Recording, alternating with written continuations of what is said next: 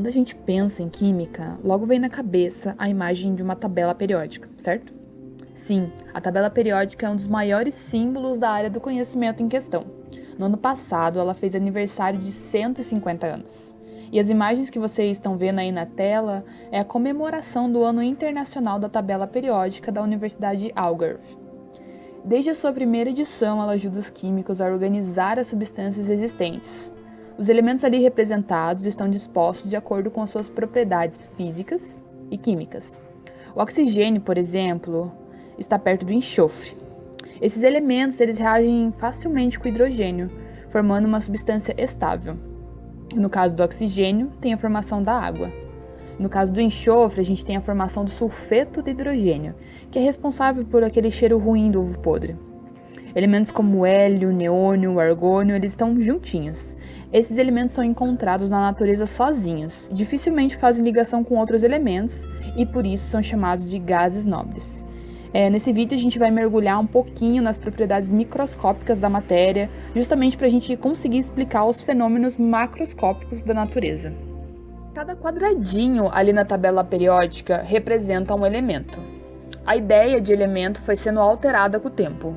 O Lavoisier ele definia a substância elementar como aquela que não podia ser decomposta por meio de processos químicos conhecidos na época. Alguns elementos que Lavoisier conhecia, como a soda cáustica, foram decompostos nos anos seguintes. Só depois da descoberta dos prótons foi possível formular um novo critério para a identificação dos elementos químicos. Então, um elemento químico é definido pelo seu número de prótons, ou o número atômico Z. Como o núcleo atômico contém, além de prótons, os nêutrons, alguns elementos podem ter algumas diferenças. Elementos químicos que contêm o mesmo número de prótons e diferente número de nêutrons são chamados de isótopos. E a maioria dos elementos químicos contém isótopos na natureza. É o caso do cloro, do hidrogênio. O número de massa de um isótopo é dado pela soma do número atômico, que é o número de prótons, mais o número de nêutrons, A igual a Z mais N. Sendo que A é o número de massa, que eu quero calcular, Z é o número atômico e N é o número de nêutrons. O número de elétrons é o mesmo que o número de prótons no mesmo átomo.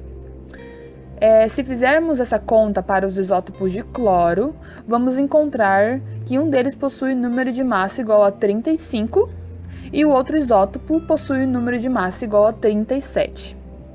Tente fazer a conta inversa encontrando o número de nêutrons de cada isótopo, lembrando que aqui em cima é representado o número de massa e aqui embaixo é o número de prótons. Se um elemento tem 2 isótopos ou mais, como é o caso do cloro, a massa de cada elemento, a massa que vai lá na tabela periódica, é feita com a média de acordo com a abundância de cada isótopo na Terra. Essa é a equação da massa atômica. Vamos fazer o cálculo com o cloro? A gente tem 2 isótopos de cloro, o cloro 35 e o cloro 37. Se faz a anotação dessa forma aí, anotando o número de massas. De acordo com o gráfico, a abundância do cloro com o número atômico 35 é de 75,8%. Então, a gente vai multiplicar 75,8 por 35. E do outro lado, a gente faz a mesma coisa com o outro isótopo, que é 37 vezes 24,4. E tudo isso vai ser dividido por 100. Fazendo os cálculos, o resultado dá 35,485U, ou arredondando 35,5U. E esse U é a unidade de massa atômica. Atenção, você não deve confundir a massa atômica com o número de massa. O número de massa é somente de um isótopo, e a massa atômica é a média ponderada de todos os isótopos do mesmo elemento químico. Mendeleev propôs organizar os elementos por ordem crescente de número atômico, o Z. Na época do século XIX, eram conhecidos aproximadamente 60 elementos. Ele agrupou os elementos que tinham propriedades semelhantes um debaixo do outro. Por isso que a tabela ficou conhecida como tabela periódica. O número de elementos que Mendeleev conhecia não era suficiente para preencher toda a tabela, então alguns quadradinhos ali ficaram vazios. O mais legal é que Mendeleev conseguiu prever algumas propriedades desses elementos que ainda não tinham sido descobertos, como densidade e volume, que foram encontrados só depois. A tabela apresenta períodos, que são as faixas horizontais, nomeadas de 1 a 7. E os grupos, que são as colunas. A coluna 1 é popularmente chamada de metais alcalinos, por motivos históricos. A coluna 2, alcalinos terrosos. Seguindo ali, a coluna 16 são os calcogênios. A coluna 17 são os halogênios. E, finalmente, a coluna 18 ali são os gases nobres. E bem no meio da tabela periódica, a gente encontra os metais de transição, que tem ali o ferro, o ouro, a prata, o cromo e uns que provavelmente você nunca vai ouvir falar, como o ródio. Esses elementos geralmente fazem ligação com o oxigênio, ou com eles mesmos, formando lá as barras de metal ou as ligas que são usadas no nosso cotidiano. Lembrando que os lantanídeos, que estão mais abaixo na tabela periódica, também são metais de transição. Quando o Mendeleev propôs esse estilo de tabela periódica, ele não conseguia explicar por que alguns elementos tinham propriedades tão semelhantes. Isso porque os modelos atômicos da época não davam conta do recado. Esse foi um dos grandes feitos do modelo atômico do Bohr, que foi explicado ali no vídeo anterior.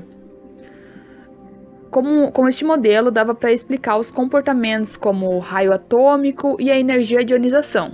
Eu vou explicar cada um deles aqui. Vamos começar então pela energia de ionização. A energia de ionização é aquela energia necessária para remover um elétron do átomo.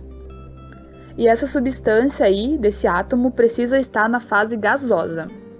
Se eu removo um elétron da eletrosfera do átomo, eu tenho um elétron a menos. Portanto, o átomo vai ficar com uma carga positiva. A gente simboliza dessa forma aí que está na tela.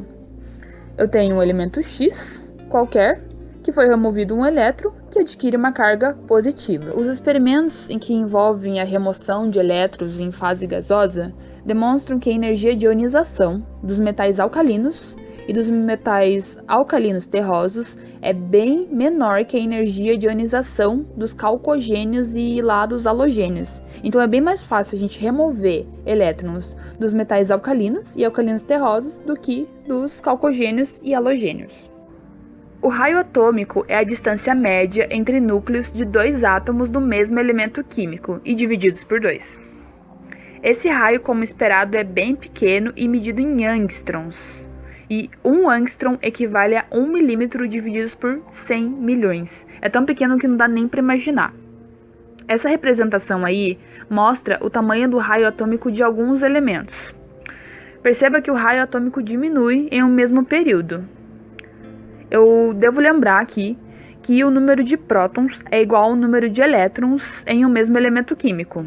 Então, o flúor tem mais elétrons que o oxigênio, que tem mais elétrons que o nitrogênio e assim por diante. É até um pouco surpreendente que o raio atômico diminua em uma mesma linha, já que o número de elétrons aumenta. Mas perceba que na mesma linha o número de prótons também aumenta. Ou seja, aumenta também as forças de atração entre o núcleo e a eletrosfera. Lembra que eu falei para vocês que os elétrons estão em órbitas de energia bem definidas? Pois é, a gente consegue fazer uma distribuição desses elétrons em níveis energéticos. Cada nível energético recebe uma quantidade bem definida de elétrons. Uma mesma linha na tabela periódica representa o mesmo nível energético. A linha 1 vai até o nível energético 1, a linha 2 até o nível 2, e assim por diante. O flúor, por exemplo, tem mais elétrons no último nível energético que o oxigênio. E por esse motivo, a atração entre o núcleo e os elétrons do flúor é mais forte. Consequentemente, o raio atômico também vai ser menor. Em uma mesma coluna, o raio atômico aumenta de cima para baixo. Vamos pegar ali o exemplo do lítio, do sódio e do potássio que estão na coluna 1. Isso porque cada linha, o número de níveis energéticos vai aumentando. Então, o elétron vai sendo distribuído para um novo nível energético, aumentando também o raio atômico, já que as forças de atração entre o último nível energético e o núcleo são menores. O raio atômico explica também a energia de ionização. Quanto menor for o raio atômico, mais difícil vai ser arrancar um elétron do átomo, porque a energia de atração entre o núcleo e a eletrosfera vai ser maior. Na tabela periódica ali, a tendência de energia de ionização é o oposto do raio atômico. Se o raio atômico é maior, a energia de ionização é menor. Então, se você compreender a questão do raio atômico, logo vai conseguir compreender a energia de ionização. Pessoal, eu sei que é muita coisa para lembrar. Bom, a dica que eu dou é que, sim, tem que memorizar todos esses conceitos, mas tentem entender a lógica por detrás de cada um deles. O estudo vai ficar muito mais fácil e agradável dessa forma. Como eu disse, hoje a gente mergulhou nesse mundo microscópico e menos palpável, e bem mais conceitual da química, até porque é bem difícil a gente ver um elétron por aí.